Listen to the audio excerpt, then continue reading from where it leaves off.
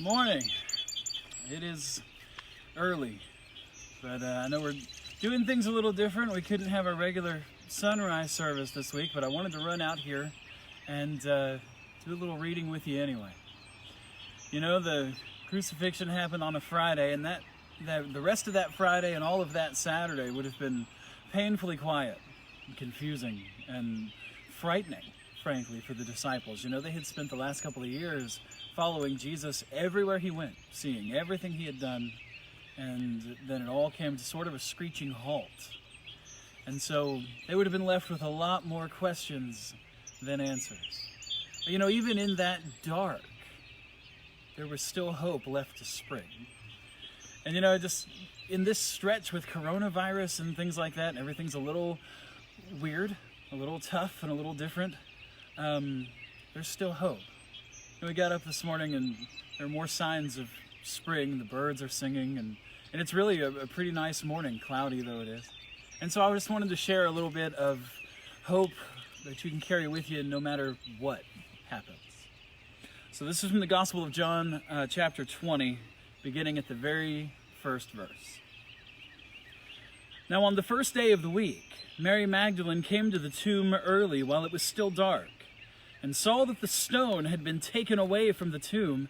So she ran and went to Simon Peter and the other disciple, the one whom Jesus loved, and said to them, "They have taken the Lord out of the tomb, and we do not know where they have taken him." So Peter went with the other disciple, and they were going toward the tomb. And both of them were running together, but the other disciple outran Peter and reached the tomb first. And stooping to look in, he saw the linen clothes lying there, but he did not go in. And Simon Peter came following him and went into the tomb. And he saw the linen cloths lying there, and the face cloth, which had been on Jesus' head, not lying with the linen cloths, but folded up in a place by itself. And the other disciple, who had reached the tomb first, also went in, and he saw and believed, for as yet they did not understand the scripture that he must rise from the dead. Then the disciples went back to their homes. But Mary stood weeping outside the tomb. And as she wept, she stooped to look into the tomb, and she saw two angels in white, sitting where the body of Jesus had lain, one at the head and one at the feet.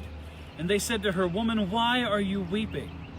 And she said to them, "They have taken away my Lord, and I do not know where they have laid him." Having said this, she turned around and saw Jesus standing, but she did not know that it was Jesus. And Jesus said to her, "Woman, why are you weeping? Whom are you seeking?" Supposing him to be the gardener, she said to him, "Sir, if you have carried him away, tell me where you have laid him, and I will take him away." But Jesus said to her, "Mary." And she turned and said to him in Aramaic, "Rabboni," which means teacher. And Jesus said to her, "Do not cling to me, for I have not yet ascended to the Father, but go to my brothers and say to them, I am ascending to my Father and your Father, to my God and your God." Mary Magdalene went and announced to the disciples, "I have seen the Lord," and that he had said these things to her.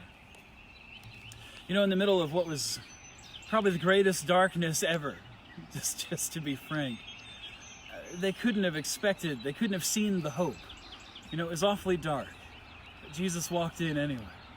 And Jesus had defeated everything there was to defeat, even death, you know, the greatest and last enemy. And he had taken it and beat it and come back. You know, there's hope today, because Jesus, who was alive here, is still alive. The same Jesus that was alive then is just as alive today. So have hope, because he is risen. Not he was, not he might be, or he was for a little while. He is risen. Jesus is alive. Happy Easter.